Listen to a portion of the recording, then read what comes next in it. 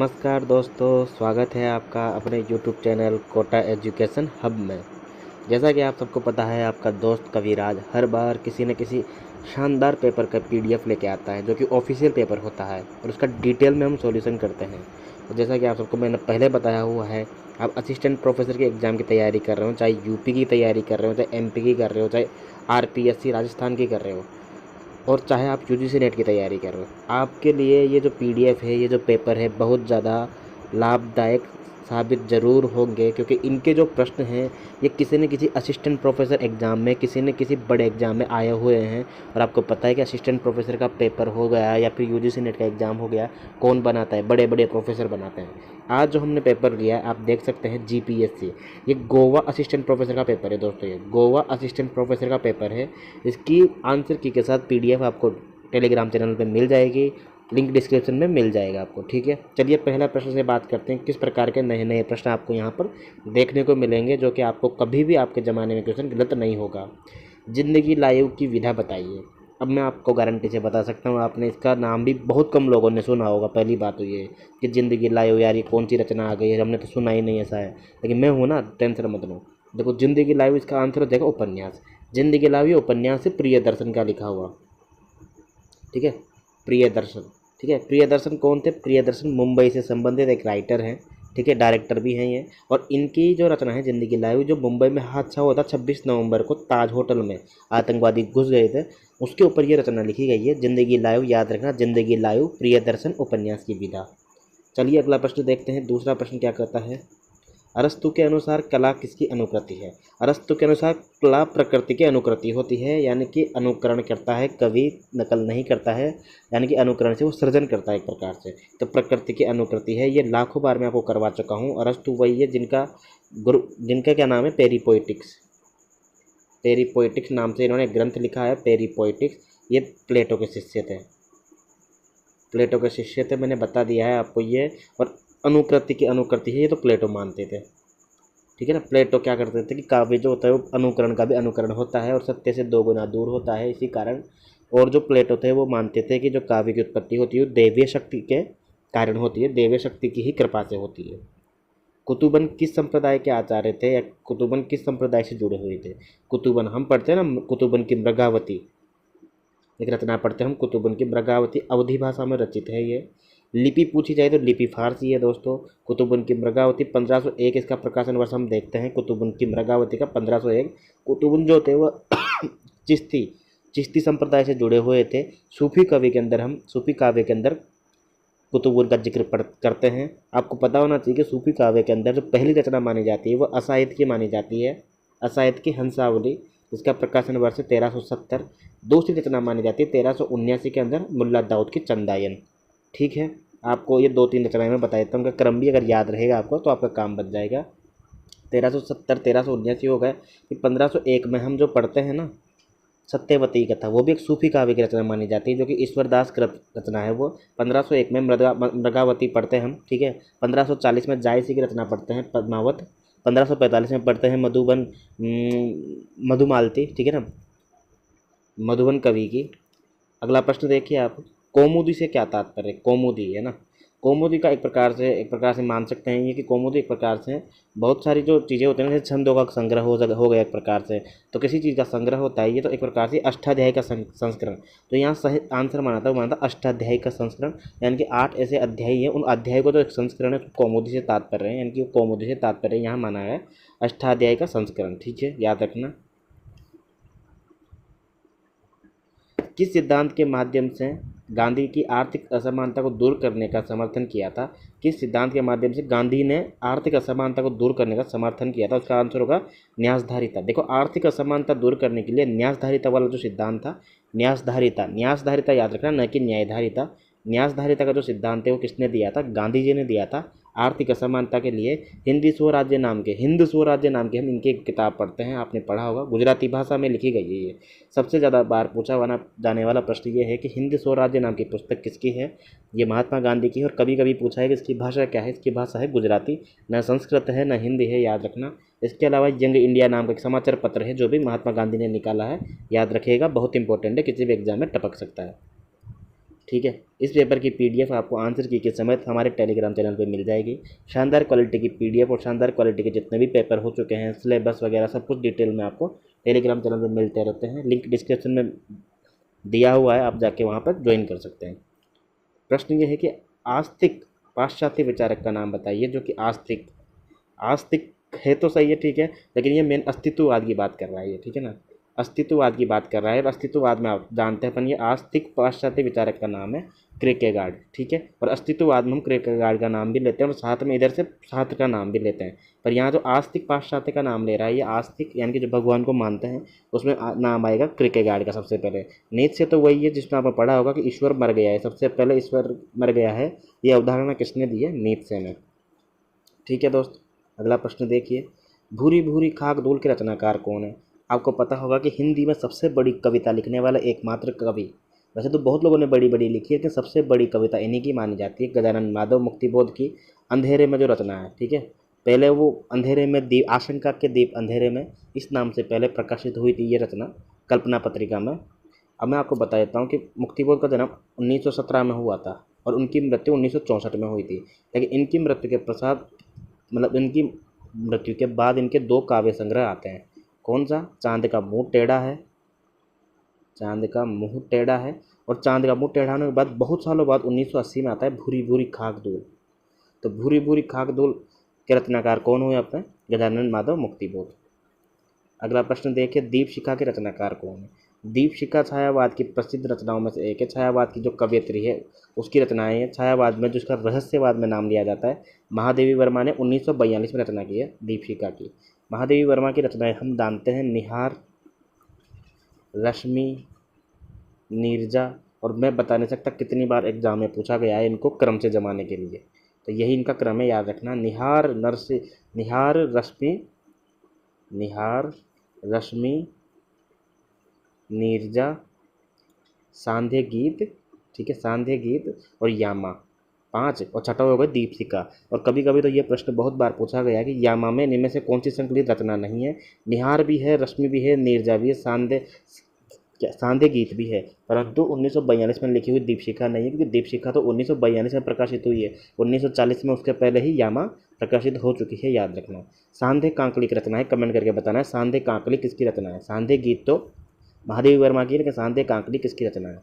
अगला प्रश्न देखिए, किस आचार्य ने प्रीति और कीर्ति काव्य प्रयोजन माना है? अब देखो दोस्तों, आज ही मैं जब अपने टेलीग्राम चैनल पर करवा रहा था तो वहाँ पे हमने काव्य हेतु पढ़े थे। तो विभिन्न प्रकार के काव्य हेतु माने एक प्रकार से अलग अलग आचार्य ने, ठीक है ना।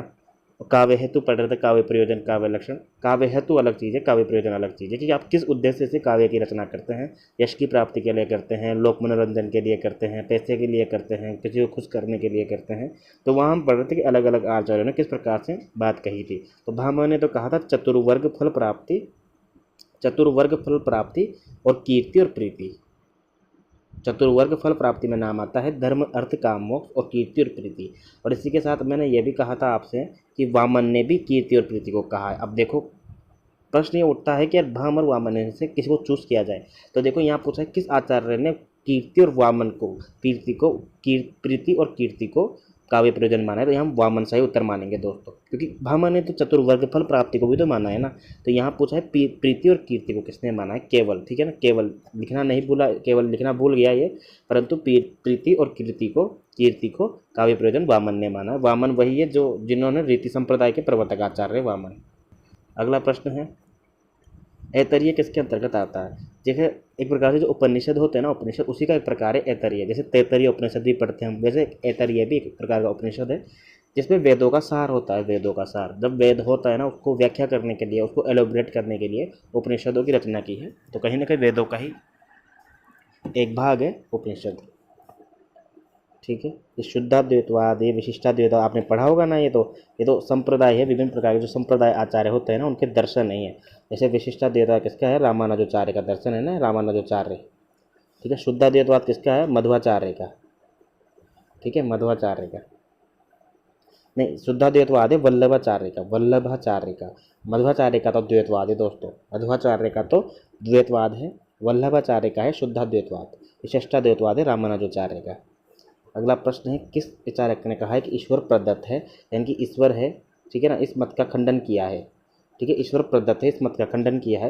हर्डर नाम होगा दोस्तों, हर्डर एक पाश्चात्य आचार्य हैं, पाश्चात्य, ठीक है ना, हर्डर नाम होगा ठीक है। इसके अलावा एक नीत्से नाम से भी है, नीत्से, उन्होंने भी कहा है ईश्वर के होने का खंडन किया है, यानी कि ईश्वर मर गया है, इस बात की व्याख्या की उन्होंने ना कि ईश्वर मर गया है, ये वाला जो वाक्य है वो नीत्से ने कहा है। भारतीय काव्यशास्त्र परंपरा में अलंकारों का सर्वप्रथम वर्गीकरण करने का श्रेय किस आचार्य को जाता है? बिल्कुल 6 प्रकार के भागों में इन्होंने बांटा था। ये उद्भट का नाम आएगा यहाँ पे। अब आप सोच रहे हो भामा का नाम कहें, तो भाई भामा तो यहाँ ऑप्शन में नहीं है वैसे भी, और भामा तो वो थे जिन्होंने अलंकार के बारे में पहला सिद्धांत दिया था। अलंकार जो सिद्धांत था पहला वाला, अलंकार सिद्धांत के प्रवर्तक आचार्य भामा थे, और भामा ने भी खुद सभी अलंकारों के मूल में वक्रोक्ति को माना है, परंतु अलंकार को डिवाइड करने वाला पहले आचार्य थे उद्भट, याद रखना, ठीक है। इसके पहले हम अलंकार से पहले हम रस सिद्धांत पढ़ते हैं, जिसके प्रवर्तक आचार्य भरत मुनि हैं। उन्होंने भी 4 प्रकार के अलंकारों की बात की है। कौन कौन से? उपमा, यमक, रूपक और दीपक। दीपक भी एक प्रकार का अलंकार होता है। उपमा, यमक, रूपक, दीपक। तो कभी प्रश्न आ सकता है कि भरत मुनि ने अपने जो नाट्यशास्त्र वाला सिद्धांत है, यानी कि रस सिद्धांत, उसमें कितने प्रकार के अलंकारों का वर्गीकरण किया है, कितने प्रकार के अलंकार का जिक्र किया है? तो 4 प्रकार के अलंकारों का जिक्र किया है। अगला प्रश्न देखिए, गारसादा तासी हिंदुस्तानी का अध्यापन कहाँ करते थे? गारसादा तासी जो है उनका संबंध पेरिस से है, याद रखना, पेरिस से। हम जो, ठीक है, वैसे फ्रांस से थे वो, हम पढ़ते हैं ना कि फ्रांसीसी भाषा में लिखा है, लेकिन फ्रांस के अंदर का एक शहर है पेरिस, याद रखना आप, ठीक है, फ्रांस की राजधानी है पेरिस। गारसादा तासी हिंदुस्तानी का अध्यापन कहाँ करते थे? जिनका आपने पढ़ा होगा वो कौन सा? ईस्तवार the literature of Hindustani, literature of Hindustani, ये बहुत बार नाम सुना होगा आपने, ठीक है ना। किसका ग्रंथ है ये? गारसादा तासी का ग्रंथ है दोस्तों। ये पेरिस में से इनका संबंध है, पेरिस से, ठीक है। और सबसे पहले हिंदी साहित्य का जो इतिहास था वो फ्रांस भाषा में लिखा गया था, इनकी फ्रांसीसी में लिखा गया था, और किसने लिखा था? गारसादा तासी ने लिखा था। इसके बाद हम ग्रियर्सन को पढ़ते ही हैं, the modern vernacular literature of Hindustan, वो ग्रियर्सन का है। घर का जोगी जोगड़ा आन गाँव का सिद्ध, वैसे एक प्रकार की कहावत है, एक प्रकार का लोकोक्ति है ये, घर का जोगी जोगड़ा। संस्मरण के लेखक कौन है? ठीक है, इसके लेखक है काशीनाथ सिंह, ठीक है। काशीनाथ सिंह जो है वो घर का जोगी जोगड़ा इसके लेखक हैं। इनकी रचनाएं दोस्तों काशीनाथ सिंह की आपने पढ़ा होगा, रहन में रघु। आप उसकी विधा बताने की किस विधा की रचना है ये, मैं एक काम के बाद बता देता हूँ कि 2011 में इसको साहित्य अकादमी पुरस्कार मिला है। रहन में रघु काशीनाथ सिंह की रचना है, ठीक है, याद रखना। अगला प्रश्न देखिए, आधुनिक युग में भाषा विज्ञान के क्षेत्र में कार्य करने वाले प्रथम भारतीय व्यक्ति कौन थे? ये वही थे जिनको प्रथम स्वदेशी इतिहासकार कहा जाता है। प्रथम स्वदेशी इतिहासकार कहा जाता है, महाराष्ट्र से इनका संबंध है दोस्तों, महाराष्ट्र से। और सही उत्तर हो जाएगा रामकृष्ण गोपाल भंडारकर। जितने भी आचार्य हैं ना, ये भी, इन्होंने भी काम किया है भाषा विज्ञान के लिए, व्याकरण के ग्रंथ लिखे हैं इन्होंने, ठीक है ना। कामता प्रसाद गुरु को तो हिंदी का दूसरा पाणिनि भी कहा जाता है, यानी कि हिंदी का पाणिनि कहा जाता है। परंतु जो सबसे पहले प्रथम भारतीय व्यक्ति कौन थे? तो रामकृष्ण गोपाल भंडारकर का नाम लिया जाएगा, जिनका संबंध महाराष्ट्र से है। प्रथम स्वदेशी इतिहासकार में इन्हीं का नाम आएगा। रस निष्पत्ति विषय विवाद प्रारंभ करने वाले आचार्य कौन थे? जाहिर सी बात है, जिन्होंने रस निष्पत्ति की व्याख्या की होगी। और रस निष्पत्ति जो सिद्धांत है, यानी कि रस सिद्धांत सबसे पहले भरत मुनि ने दिया था, उसी की तो व्याख्या की जाएगी ना भाई। भरत मुनि का जो सिद्धांत था, रस सिद्धांत, यानी कि किसमें दिया था उन्होंने? नाट्यशास्त्र ग्रंथ में। 2वीं सदी ईसा पूर्व का था ये, ठीक है, 2वीं सदी ईसा पूर्व का। और इनके 4 आचार्यों ने उनके व्याख्या की है रस निष्पत्ति की। किसने की है? भट्टलोलट, अभिनवगुप्त, भट्टनायक और शंकुक। इनका क्रम ऐसे है, एक, ठीक है, फिर 2, नहीं, 1, 2, फिर 3, और अभिनवगुप्त का 4। ये भी हम जब टेलीग्राम पे काव्यशास्त्र पे चर्चा कर रहे थे तो इस पर भी चर्चा की थी हमने। तो जो विवाद को प्रारंभ करने वाला आचार्य थे, यानी कि जिसने सबसे पहले व्याख्या की थी, भट्टलोलट, यानी कि आरोपवाद और उत्पत्तिवाद के सिद्धांत जिनने दिया था, वही आचार्य। तो सही उत्तर हो जाएगा भट्टलोलट, याद रखना, भट्टलोलट। भट्टलोलट का दर्शन कौन सा है? मीमांसा दर्शन, ठीक है, मीमांसा दर्शन। पद पाठ से तात्पर्य है, पद पाठ से तात्पर्य क्या है? वेद की ऋचा का गान वेद की ऋचा का गान, वेद की ऋचाओं का खंड करना, बिल्कुल यही सही उत्तर होगा दोस्तों। जब वेदों में जो पद होते हैं ना, या वेदों की जो सूक्तियाँ होती हैं, इसको बोलते हैं ऋचाएँ, ठीक है, उसी को बोलते हैं ऋचाएँ, याद रखना आप, ठीक है, वेदों को, ठीक है। 4 वेद कौन से हैं, कौन कौन से 4 वेद है अपने, ऋग्वेद, अथर्ववेद, सामवेद और ऋग्वेद, अर्थवेद, सामवेद और, अरे यार ध्यान ही नहीं आ रहा बिल्कुल, ऋग्वेद, यजुर्वेद, ठीक है, यजुर्वेद। और सबसे पुराना वेद कौन सा है, ऋग्वेद है, याद रखना, सबसे पुराना वेद है ऋग्वेद, इसी के अंदर से बाकी 3 वेदों की रचना हुई है, ऐसा कहा जाता है। पोस्ट बॉक्स नंबर 203 नालासोपारा उपन्यास किस विमर्श पर आधारित है। इतना बढ़िया उपन्यास है दोस्तों ये, किन्नर विमर्श पर लिखा हुआ, कि इसकी जो लेखिका थी चित्रा मुदगल, ये भी 2016-17 में लिखा हुआ उपन्यास है ये। इसकी लेखिका एक बच्चे के साथ ट्रेन में बैठी हुई थी जो किन्नर था कहीं ना कहीं, मतलब वो, ठीक है, तो वो नालासोपारा जा रही थी। नालासोपारा मुंबई में एक जगह है, ठीक है, मैं मुंबई रहा था 3 साल तक, तो वहाँ पे मैं नालासोपारा गया था, मेरे भी दोस्त वगैरह रहते थे वहाँ पे। तो नालासोपारा मुंबई में एक जगह है, तो उस बच्चे के साथ वो है ना अपने घर तक चली गई थी, उसके घर तक चली गई थी। इस उपन्यास को फिर बाद में लिखा है, तो इसका एड्रेस था ये post box number 203 Nalasopara, Chitra Mudgal का उपन्यास है ये, किन्नर विमर्श पर लिखा गया उपन्यास है ये। इसको बाद में साहित्य अकादमी मिला है, साहित्य अकादमी मिला है चित्रा मुदगल। किस मुनि ने पाणिनि के सिद्धांतों की व्याख्या कर उसका परिष्कार किया है, पतंजलि ने, सबसे पहले पतंजलि ने, याद रखना, ठीक है, पतंजलि ने। नहीं नहीं नहीं, सॉरी सॉरी सॉरी, इसका जो आंसर होगा वो होगा कात्यायन।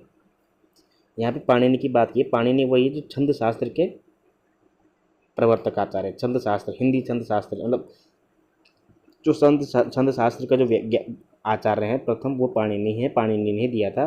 तो उन्हीं के सिद्धांतों का परिष्कार सबसे पहले कात्यायन ने किया था, कात्यायन, ठीक है, कात्यायन। अगला प्रश्न देखते हैं, शुतुरमुर्ग नाटक के लेखक कौन है। शुतुरमुर्ग, देखो आपने बहुत बार पढ़ा होगा, बहुत इंपॉर्टेंट है, बहुत बार ये क्वेश्चन आया हुआ है, आगे भी आता रहेगा दोस्तों ये। शुतुरमुर्ग नाटक और एक नेफा की एक शाम, मैंने बहुत बार वीडियो में आपको बताया है कि नेफा की एक शाम और शुतुरमुर्ग, ये दोनों के दोनों नाटक किसके हैं, ज्ञानदेव अग्निहोत्री के हैं। लिख लेना, बहुत इंपॉर्टेंट है बिल्कुल, आगे भी एग्जाम में क्वेश्चन आ सकते हैं, फिर मत बताना। जैन दर्शन में कषाय से क्या तात्पर्य है। जैन दर्शन में कषाय से तात्पर्य है क्रोध है, क्रोध, अमर्ष, गुस्सा, ठीक है। क्रोध एक प्रकार का क्या है, स्थायी भाव है दोस्तों, जिसका रस कौन सा है, रौद्र रस, ठीक है, रौद्र रस का स्थायी भाव है ये। स्वच्छंदतावाद किस प्रतिक्रिया से उत्पन्न हुआ है। स्वच्छंदतावाद 1770 में जिनका जन्म हुआ था, वर्ड्सवर्थ इसके प्रवर्तक आचार्य हैं। वर्ड्सवर्थ ही स्वच्छंदतावाद के प्रवर्तक आचार्य माने जाते हैं, जो कि किसकी प्रतिक्रिया में, नवशास्त्रवाद यानी कि न्यूयो क्लासिसिज्म नाम से एक चीज़ है, उसके विखंडन में ये चीज़ पैदा हुई थी, स्वच्छंदतावाद, ठीक है। स्वच्छंदतावाद प्रवर्तक 1770 में वर्ड्सवर्थ के मित्र थे कोलरिज, और कोलरिज का सिद्धांत था कौन सा, कल्पना सिद्धांत, ठीक है ना, जिन्होंने मुख्य कल्पना विशिष्ट कल्पना का सिद्धांत दिया था और गौण कल्पना को विशिष्ट स्थान दिया था। मुख्य कल्पना को नहीं, गौण कल्पना को विशेष स्थान दिया था। 1772 में कोलरिज का जन्म हुआ था, 1770 में वर्ड्सवर्थ का जन्म हुआ था। कोलरिज और वर्ड्सवर्थ दोनों ने मिलकर जो एक पुस्तक साथ में लिखी है, उसका नाम है लिरिकल बैलेड्स। बहुत बार एग्जाम में क्वेश्चन आया है लिरिकल बैलेड्स, और आगे भी आ जाएगा, मैं बता दूंगा आपको। पृथ्वीराज दासों में कितने अध्याय हैं। पृथ्वीराज दासों के अंदर 69 अध्याय है। चंद्रवरदाई नाम के एक कवि ने लिखी है, चंद्रवरदाई है ना, चंद्रवरदाई।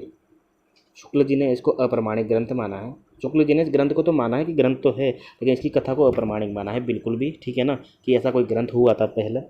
बाकी शुक्ल जी ने पृथ्वीराज दासों को पहला हिंदी का सबसे बड़ा महाकाव्य माना है, और चंद्रवरदाई को हिंदी का पहला महाकवि माना है। अगला प्रश्न है, बाकी श्याम सुंदर दास हो गए, मोहनलाल विष्णुलाल पांडे हो गए, इसको प्रमाणिक मानते हैं बिल्कुल एकदम, ठीक है।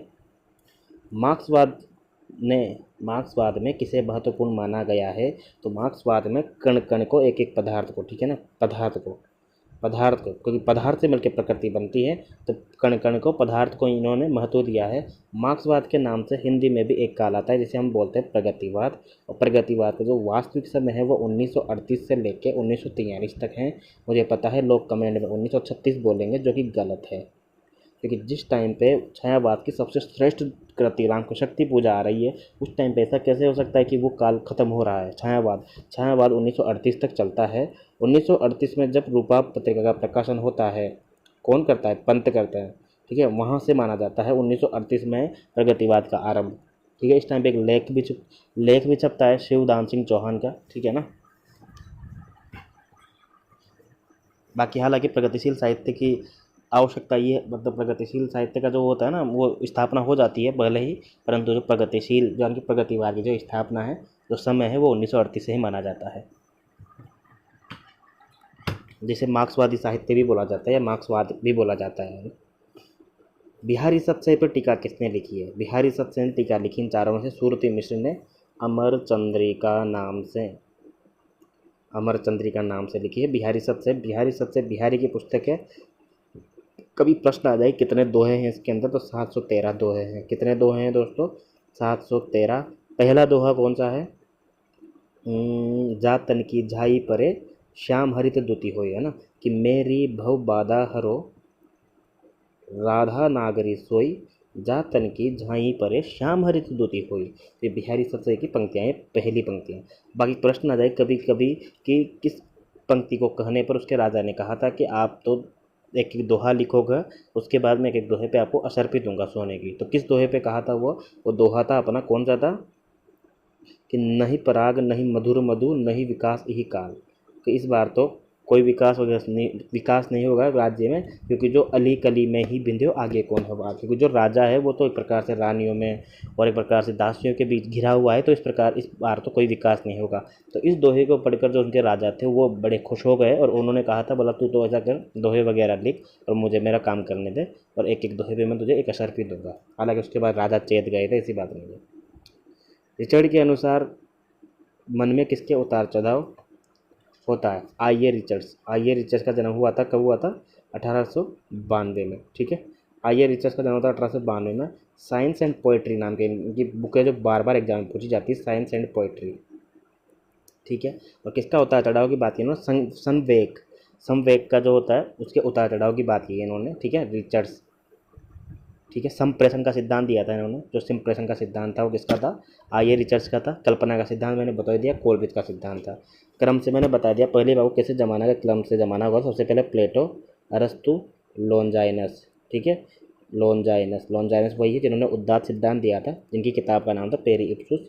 फिर हम बात करते हैं वर्ड्सवर्थ की, फिर कोलरिज की बात करते हैं, फिर क्रोचे की बात करते हैं, फिर इलियट की बात करते हैं, और फिर बात करते हैं हम आइए रिचर्ड्स की। तो रिचर्ड्स की बात करते हैं, ठीक है। ऐसे कैसे याद कर लो आप, तो अगर 2-3 भी अगर आपको याद हो गए मतलब इनके क्रम में, तो कहीं ना कहीं आपको क्रम में लाने में आसानी हो जाएगी, आपके उत्तर गलत नहीं होगा।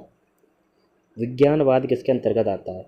जिस प्रकार से शून्यवाद पढ़ते हैं ना हम, शून्यवाद जिसका प्रवर्तक नागार्जुन थे। नागार्जुन ये हमारे नागार्जुन नहीं है दोस्तों, ये नागार्जुन बहुत पहले के हुए हैं, बौद्ध सिद्धों की बात है, ये बहुत पुरानी बात है। तो वैसे एक विज्ञानवाद शाखा है कि तो इसके अंदर आता है योगाचार मत। कहीं ना कहीं ये योग प्रक्रिया के माध्यम से चीज़ों को जोड़ने वाली प्रक्रिया बताते हैं। तो विज्ञानवाद योगाचार मत के अंतर्गत आता है, याद रखना, योगाचार मत।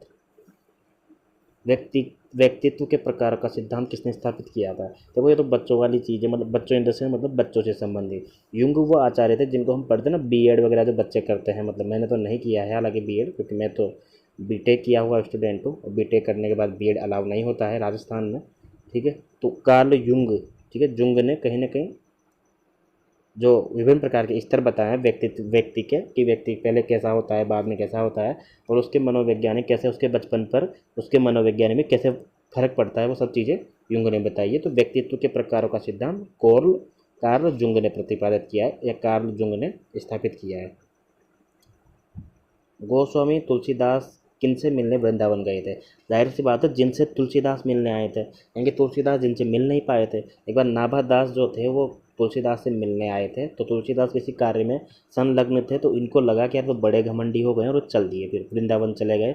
बाद में जब तुलसीदास फ्री हुए और इनको पता चला कि नाभा दास आए थे और मैं मिल नहीं पाया, तो नाभा दास से मिलने तुलसीदास वृंदावन गए। नाभा दास ने इससे पहले पूर्व धारणा बना ली थी कि यार तो बड़े घमंडी है, तो एकदम यार डाकू कवि है, एक प्रकार से डाकू, ये सत्य कह रहा हूँ मैं बिल्कुल, ये चीज़ें लिखी हुई है एक प्रकार से।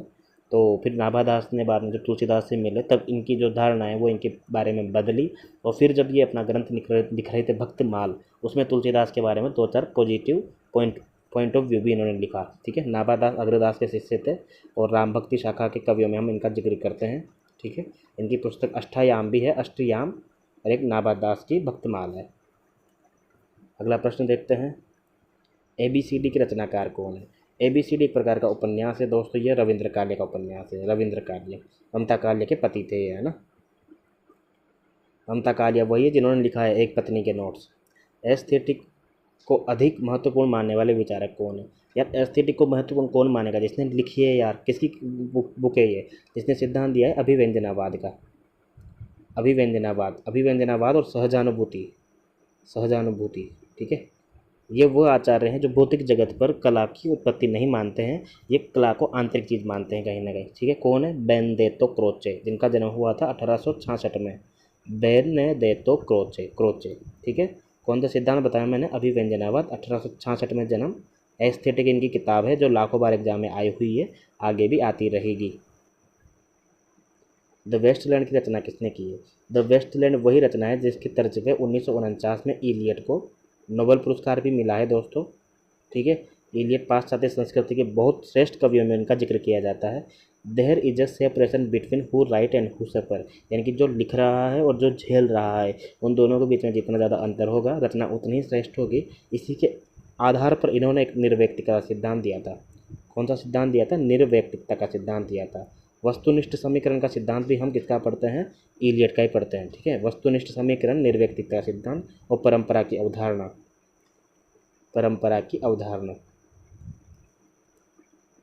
ठीक है।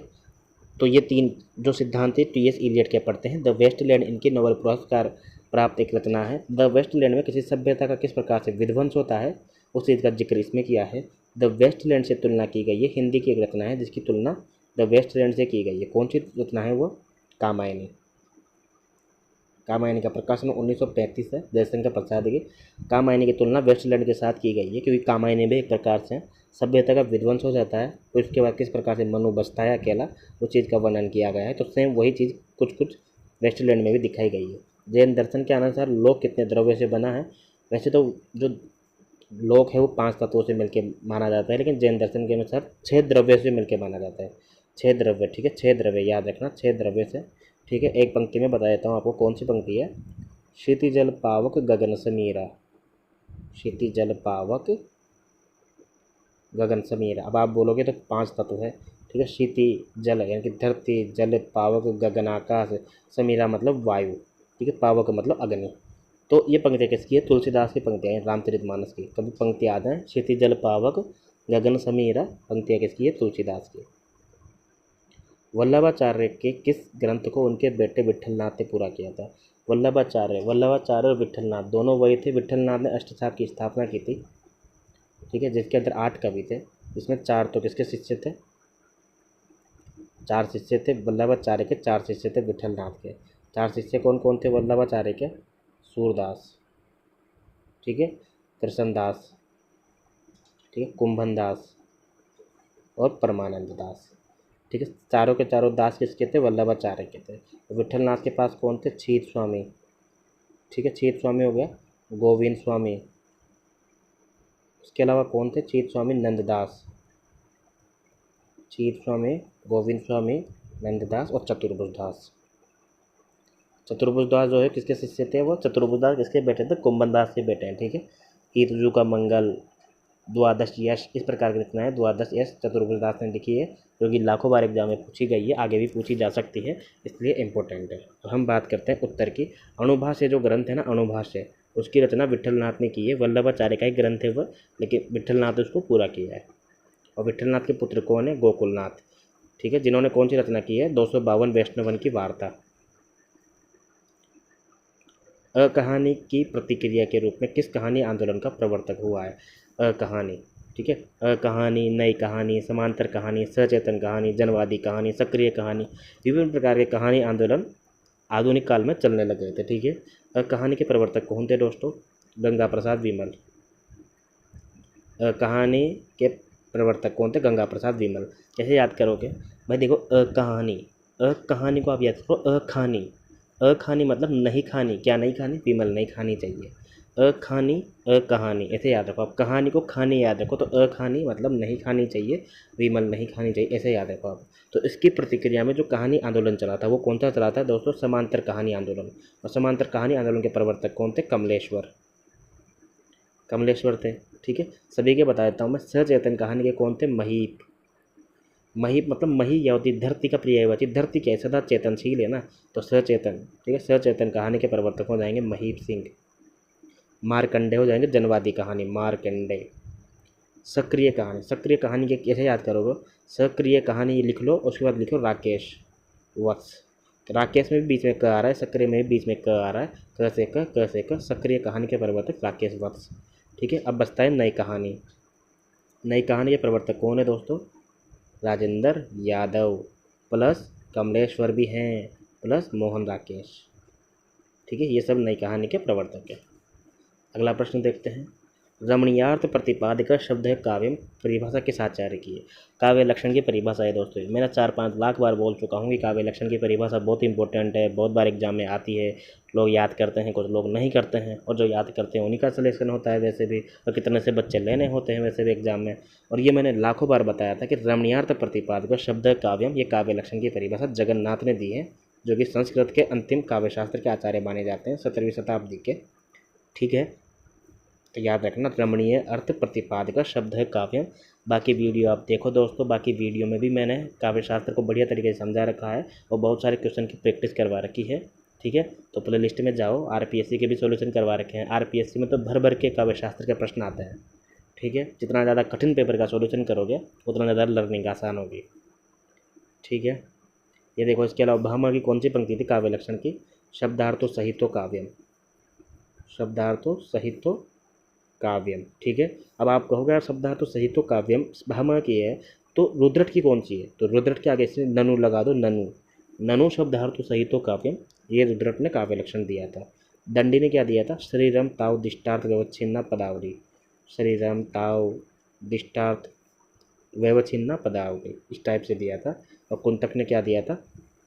वक्र कवि व्यापार शालिनी, क्योंकि कुंतक कौन थे? वक्रोक्ति सिद्धांत के प्रतिपादक आचार्य थे। वक्र कवि व्यापार शालिनी कुंतक की। ठीक है, अब बात करते हैं हम रीतिमुक्त काव्यधारा के कवि कौन रहे हैं। सबसे पहले तो मुझे ये बताओ कि रीतिमुक्त, रीतिबद्ध, रीतिसिद्ध किसने किया है यार? ये कौन था ये है जिसने सबसे पहले ये सब डिवाइड किया? कौन था ये? विश्वनाथ। ठीक है, विश्वनाथ ने सबसे पहले इन चीज़ को डिवाइड किया है, और विश्वनाथ मिश्र ने ही, ठीक है ना, श्रृंगार काल नाम दिया था। श्रृंगार काल नाम दिया था रीतिकाल को। 3 भाग में डिवाइड किया था रीतिकाल को, रीतिबद्ध, रीतिसिद्ध, रीतिमुक्त। और रीतिबद्ध के अंदर को, रीतिमुक्त के धारा के कवि कौन है? घनानंद है। ठीक है, देव मतीराम, ये दोनों के दोनों रीतिबद्ध के अंतर्गत आते हैं, रीतिबद्ध के अंतर्गत। और बिहारी जो है वो रीतिसिद्ध के अंतर्गत आते हैं, रीतिसिद्ध में। ठीक है, अगला प्रश्न देखिए। वैज्ञानिक समाजवाद के नामकरण का श्रेय किसे प्राप्त होता है? वैज्ञानिक समाजवाद, जाहिर सी बात है, जिसने समाजवाद का जो प्रवर्तक आचार्य थे कौन थे? वो साम्यवाद, समाजवाद, मार्क्सवाद जिसे बोलते हैं, कार्ल मार्क्स। और कार्ल मार्क्स एक बहुत खास दोस्त हुए थे जिनका नाम है एंजिल्स, फ्रेडरिक एंजिल्स। ठीक है ना, फ्रेडरिक एंजिल्स। तो इन्होंने लिखा था वैज्ञानिक समाजवाद। तो वैज्ञानिक समाजवाद से संबंध किसका हो जाएगा? वैज्ञानिक समाजवाद, फ्रेडरिक एंजिल्स। ठीक है, सुदामा चरित्र के रचनाकार कौन है? ठीक है ना, वो कविता सुनी होगी ना आपने बहुत बार, वो जो आती है कि द्वार खड़े एक भिखारी, मतलब द्वार खड़े एक दीन, है ना, वो जो है ना कि फिर वो गाना शुरू हो जाता है, अरे द्वारपालो कन्हैया से कह दो, और उस टाइप से जो शुरू होता है ना, जिसमें फिर वो कृष्ण भगवान 3 मुट्ठी के बहाने पूरे सब कुछ दान करने वाले होते हैं, है ना। इसी में लिखा हुआ है, वो नरोत्तम दास स्वामी की रचना है ये, सुदामा चरित्र नरोत्तम दास स्वामी की। ठीक है, कार्ल मार्क्स का जन्म कहाँ पे हुआ था? जर्मनी में हुआ था, कार्ल मार्क्स का जन्म जर्मनी में। ठीक है, तो कार्ल मार्क्स एक इतने बड़े फिलोसफर हैं दोस्तों कि इनके ऊपर है ना पूरे के पूरे देश चलते हैं। इन्होंने कहा था कि जो सत्ता होनी चाहिए ना, वो कहीं ना कहीं जो सभी प्रकार के जो एकदम हाशिए पर जो लोग हैं ना, एकदम जिनको लोग मानते नहीं हैं, इनकी मजदूरों की सत्ता होनी चाहिए। प्रत्येक आदमी में बराबर बांट दो, जितनी भी शक्ति है ना प्रत्येक आदमी में बराबर बांट दो। ठीक है, नॉर्थ कोरिया जो है ना, नॉर्थ कोरिया, दक्षिण कोरिया, वो पूरा मार्क्सवाद पे चलता है सर। इनको अर्थ संकोच किस शब्द में पाया जाता है? अर्थ संकोच और अर्थ विस्तार, ये कहीं ना कहीं 2 प्रकार की चीज़ें होती है अर्थ के नाम से। अर्थ विस्तार तो होता है कि पहले किसी शब्द का जो नाम है वो कुछ और नाम से जाना जाता था अर्थ विस्तार में, ठीक है, पर अब कुछ और नाम से जाने लगा है अर्थ को। ठीक है, और अर्थ संकोच क्या होता है? जिसमें किसी भी चीज़ को ठीक है। जैसे मैंने क्या बताया, अर्थ विस्तार में, अर्थ संकोच में तो होता है कि जिसका अर्थ पहले तो व्यापक था, अच्छे स्तर पे था, अब उसका अर्थ संकुचित हो चुका है, यानी कि कुछ चीज़ों के लिए उसका नाम जाना गया है। और अर्थ विस्तार में क्या होता है कि पहले तो उस चीज़ का नाम, पहले एक ही शब्द था, एक ही चीज़ के लिए इस्तेमाल किया जाता था। जैसे स्याही शब्द पहले है ना काले रंग के लिए इस्तेमाल किया जाता था पहले, अब लेकिन बहुत सारे चीज़ों के लिए स्याही का इस्तेमाल हो गया, चाहे नीली हो, चाहे काली हो, चाहे पीली हो, सभी चीज़ें स्याही है वह। तो मतलब अर्थ विस्तार हो गया ना, इसको बोलते हैं अर्थ विस्तार। ठीक है। लेकिन यहाँ पे जो उत्तर होगा सब्जी, ये अर्थ संकोच में, क्योंकि पहले सब्जी का इस्तेमाल बहुत सारी चीज़ों के लिए किया जाता था, आज केवल एक ही चीज़ के लिए किया जा रहा है, जो हम खाते हैं ना, खाने के लिए यूज करते हैं कहीं ना कहीं, है ना। दाल को हम दाल बोलने लग गए, ठीक है ना। पहले बहुत सारी चीज़ें हैं जो सब्जी के अंतर्गत आती थी, अब सब्जी जो है वो कुछ लिमिटेड चीज़ों के लिए, सब्जी के लिए तो यूज़ हो रही है ना आज के टाइम पे, इसलिए बिल्कुल। लेकिन पहले क्या होता था, जैसे कि ये प्रवीण है, ठीक है, प्रवीण अर्थ विस्तार में आता है, भैया भी और नीम भी, ठीक है, नीम भी आता है, ठीक है। प्रवीण इसलिए आता है क्योंकि प्रवीण पहले कोई वीणा वादन में जो प्रवीण होगा उसी के लिए यूज होता था। आज हम हर चीज़ में निपुण, विपुण, निपुण, इन सबका पर्यायवाची प्रवीण बन चुका है। भैया तो आपको पता है, ऐसे गली गली में सबको भैया बोलते हैं, ठीक है। अकाल पुरुष गांधी जीवनी के लेखक कौन है? अकाल पुरुष गांधी जीवनी के लेखक कौन है? देखो लाखों बार ये प्रश्न आ चुका है। 1968 में लिखी गई है जीवनी, जैनेंद्र ने लिखी है अकाल पुरुष गांधी। और गांधी जी के ऊपर जीवनी ना आए ऐसा कोई एग्जाम नहीं होता। बापू नाम से एक जीवनी लिखी है, बापू। किसने लिखी है? बापू घनश्याम दास बिड़ला, घनश्याम दास बिड़ला ने लिखी है बापू नाम से, ठीक है। एक लिखी है, कौन सी लिखी है? अकाल पुरुष गांधी हो गया, ठीक है। एक है बापू की झांकियाँ, बापू की झांकियाँ, ये किसने लिखी है जीवनी? काका कालेलकर। बहुत बार एग्जाम में पूछा गया है दोस्तों ये, ठीक है ना। बापू की झांकियाँ, काका कालेलकर। और एक है विश्व पुरुष गांधी, है ना, विश्व पुरुष गांधी, ये किसने लिखा है दोस्तों? ये कमेंट करके बताना है किसकी रचना है विश्व पुरुष गांधी, है ना। अगला प्रश्न देखो आप, मैथिल कोकिल किसे कहा जाता है? ये तो आपको पता होगा, जिसने पदावली, कीर्ति लता, कीर्ति पताका, ये ग्रंथ लिखे हैं, ठीक है ना। मैथिल कोकिल जो मैथिली में भी रचना करते थे कहीं ना कहीं, विद्यापति है उनका नाम, ठीक है, विद्यापति, ठीक है। बाकी जो नागार्जुन थे ये भी मैथिली में रचना करते थे कहीं ना कहीं, ठीक है ना। मैथिल में इनका भी संबंध था, बिहार से, ऐसा है। अगला प्रश्न देखिए आप, किस पाश्चात्य विचारक का मानना है कि काव्य का आविर्भाव दैवी प्रेरणा के कारण होता है?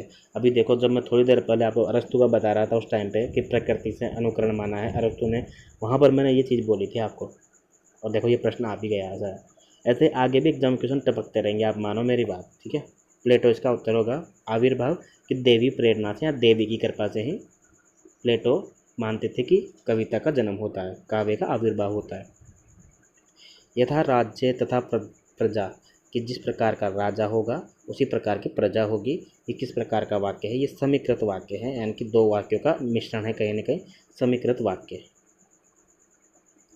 अगला प्रश्न देखिए, हिंदी साहित्य के आदिकाल को बीजोपन काल किसने कहा है? जिनका बिल्कुल भी नहीं चला है, जो हर जगह अपना बीज बोते रहते हैं, महावीर प्रसाद द्विवेदी, ठीक है। इन्होंने हिंदी साहित्य को आदिकाल को बीजोपन काल कहा है। रामचंद्र शुक्ल ने तो वीरगाथा काल कहा था, और कारण भी बता दिया है कि किस कारण मैंने वीरगाथा काल कहा है आदिकाल को। हजारी प्रसाद द्विवेदी ने आदिकाल को आदिकाल कहा था। और विश्वनाथ मिश्र ने क्या कहा था बताइए? विश्वनाथ प्रसाद मिश्र ने क्या कहा था आदिकाल को? कमेंट करके बताना है आपको, ठीक है। भू निबंध के रचनाकार कौन है? भो, पेट, मनोवैज्ञानिक, ठीक है, मतलब मनोयोग। अब आपको कन्फ्यूज नहीं होना जी, मनोयोग का नाम निबंध जो है ना, पेट, भो, ये सारे के सारे निबंध प्रताप नारायण मिश्र के हैं। प्रताप नारायण मिश्र वही है जिनका जन्म 1856 में हुआ था, जो कि ब्राह्मण नाम की एक पत्रिका भी निकालते थे, जिसका प्रकाशन हुआ 1881-83 था, 83 में, ठीक है, 1883 में निकालते थे, ठीक है। बालकृष्ण भट्ट सबसे वरिष्ठ आलोचक है, सबसे बड़े कवि थे ये, भारतेंदु से भी बड़े थे। इनका जन्म 1844 में हुआ था, ठीक है। अगला प्रश्न देखिए, उपनिषदों के में किसका समावेश किया गया? अभी 2 मिनट पहले मैंने बताया था ऊपर कि वेद वाला जब प्रश्न आया था ना वो, तो वहाँ पे मैंने बताया था कि ऐतरेय उपनिषद, ऐतरेय क्या है, तो मैंने कहा था उपनिषद है। फिर मैंने वहाँ बताया था कि वेदों का जो उपसंहार होता है ना, यानी कि वेदों के बारे में जो लिखा गया है चीज़ें, उसी को ही बोलते हैं उपनिषद, ठीक है। सारांश गलत हो जाएगा, व्याख्या गलत हो जाएगा, टीका भी गलत हो जाएगा, ठीक है, उपसंहार, ठीक है ना। वेद बहुत सारे बड़े बड़े हैं, उनकी चीज़ों का जो उपसंहार होता है उन्हें बोलते हैं उपनिषद। उपनिषद का एक अर्थ क्या है कि आ और बैठ कर लिखना, यानी कि गुरु के समीप होकर लिखना है ना। उप प्लस निषद यानी कि सामने बैठ कर लिखना, यानी कि गुरु के समीप लिखना। रोज कहानी के लेखक कौन है? रोज कहानी वही है तो पहले ग्रिंगरिन नाम से छपी थी, बाद में रोज के नाम से छपी है। विपत्ति का कहानी संग्रह में संकलित है और किसकी कहानी है ये दोस्तों? ये अज्ञेय की कहानी है। अज्ञेय की बहुत बढ़िया कहानी है। मालती नाम की एक कैरेक्टर होती है इसमें, ठीक है। मालती नाम की एक महिला पात्र होती है, जिसके पति का नाम होता है महेश्वर और बेटे का नाम होता है टीटी, ठीक है। बहुत इंपॉर्टेंट कहानी, बहुत बढ़िया कहानी है, मतलब मज़ा आ जाएगा पढ़ के। वक्रोक्ति सिद्धांत के प्रवर्तक आचार्य कौन है? अभी 2 मिनट पहले मैंने बताया था जब हम बात कर रहे थे रमणीयार्थ प्रतिपादक वाली। तो वक्र कवि व्यापारशालिनी वाला जो पंक्तियाँ इन्होंने दी है, वक्र कवि व्यापारशालिनी नाम से जो पंक्तियाँ किसकी है? कुंतक की है। कुंतक का सिद्धांत है वक्रोक्ति सिद्धांत। वक्रोक्ति के 6 प्रकार बताए हैं उन्होंने, वक्रोक्ति के 6 भेद बताए हैं। कौन कौन से भेद बताए मैंने आपको पहले भी बता चुका हूँ, फिर सुन लीजिए कि सबसे जो छोटी इकाई होती है वो वर्ण होती है, तो वर्ण से शुरू करेंगे और फिर जब जाके एक प्रबंध बनेगा। प्रबंध मतलब एक बड़ी किताब, मोटी किताब बनेगी। तो वर्ण और प्रबंध के बीच की दूरी तो तय करनी है, तो वर्ण वक्रता प्रबंध वक्रता सबसे लास्ट में। वर्ण से बनेगा पद पूर्वार्ध, यानी कि पद का पहला, पद परार्ध, पद पूर्वार्ध, पद परार्ध, 3 हो गए। फिर आएगा वाक्य वक्रता, ठीक है, जिसे वस्तु वक्रता ही बोलते हैं। 5वां हो जाएगा प्रकरण वक्रता, यानी कि चैप्टर वाइज, चैप्टर ही चैप्टर, प्रकरण ही प्रकरण। सबसे अंत में प्रबंध वक्रता। अगला प्रश्न देखिए। चलिए दोस्तों, ये हो गया पेपर, ठीक है। ये गोवा असिस्टेंट प्रोफेसर का पेपर था दोस्तों। ये डिटेल से हमने इसके 50 प्रश्नों का सॉल्यूशन किया है, एक एक प्रश्न को अच्छी तरह समझा है। फिर भी कोई डाउट रह गया हो तो कमेंट करके बता दीजिए। अच्छा लगा हो तो भी आपको कमेंट करना है, अगर नहीं अच्छा लगा है तो भी आप जो भी रिप्लाई करना चाहें कमेंट करना आपका फ़र्ज़ बनता है, ठीक है। क्योंकि मेरे जो वीडियो उनको बहुत सारे लोग लाइक कर रहे हैं, पसंद कर रहे हैं, देख रहे हैं, पर कमेंट नहीं कर रहे हैं, तो मुझे पता नहीं चल पा रहा है कि मैं जो मेहनत कर रहा हूँ कैसी कर रहा हूँ। तो कमेंट ज़रूर कीजिएगा और अपने दोस्तों तक ज़रूर पहुँचाइएगा वीडियो को। सब्सक्राइब ज़रूर कर दीजिएगा, ताकि मिलते हैं अगले किसी शानदार वीडियो के साथ। थैंक यू, धन्यवाद, बाय बाय।